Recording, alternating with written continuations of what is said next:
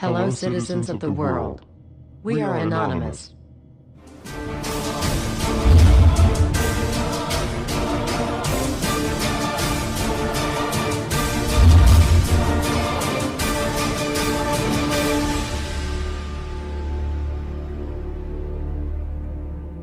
Dear brothers and sisters, now is the time to open your eyes. In a stunning move that has civil libertarians stuttering with disbelief, the U.S. Senate has just passed a bill that effectively ends the Bill of Rights in America.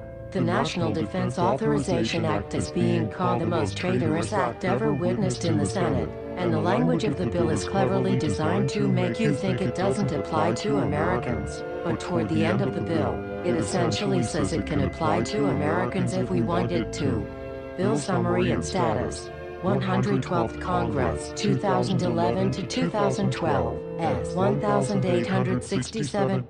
Latest title, National Defense Authorization Act 4. This bill, passed late last night in a 93-7 vote, declares the entire USA to be a battleground upon which U.S. military forces can operate with impunity, overriding Posse Comitatus and granting the military the unchecked power to arrest, detain, interrogate and even assassinate U.S. citizens with impunity. Even Wired magazine was outraged at this bill, reporting, "Senate wants the military to lock you up without trial." The detention mandate to use indefinite military detention in terrorism cases isn't limited to foreigners. It's confusing, because two different sections of the bill seem to contradict each other. But in the judgment of the University of Texas Robert Chesney, a nonpartisan authority on military detention, U.S. citizens are included in the grant of detention authority. The passage of this law is nothing less than an outright declaration of war against the American people by the military-connected power elite. If this is signed into law, it will shred the remaining tenets of the Bill of Rights and unleash upon America a total military dictatorship, complete with secret arrests, secret prisons, unlawful interrogations, indefinite detainment without ever being charged with a crime, the torture of Americans and even the legitimate assassination of U.S. citizens right here on American soil. If you have not yet woken up to the reality of the police state we've been warning you about, I hope you realize we are fast running out of time. Once this becomes law, you have no rights whatsoever in America, no due process, no First Amendment speech rights, no right to remain silent, nothing. The U.S. Senate does not want us to speak.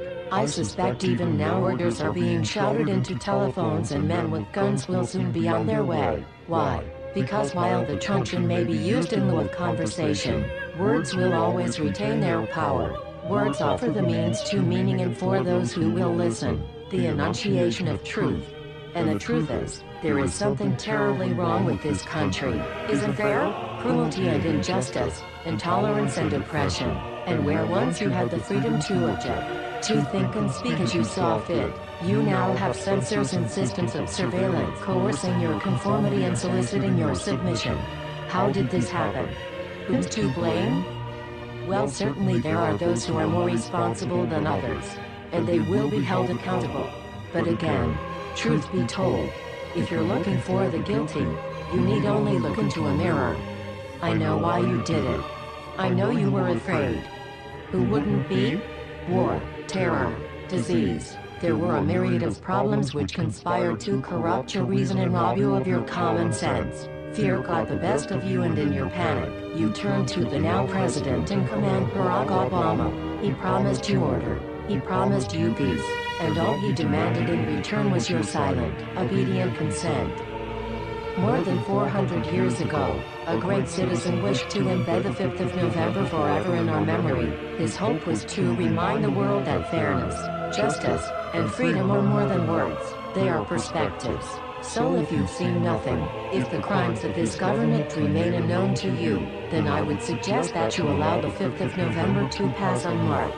But if you see what I see, if you feel as I feel, and if you would seek as I seek, then I ask you to stand beside one another, 1 year from November 5th, 2011, outside the gates of every courthouse of every city demanding our rights. Together we stand against the injustice of our own government. We are anonymous. We are legion. United as one. divided by 0. We do not forgive censorship. We do not forget oppression. U.S. Senate. Expect us.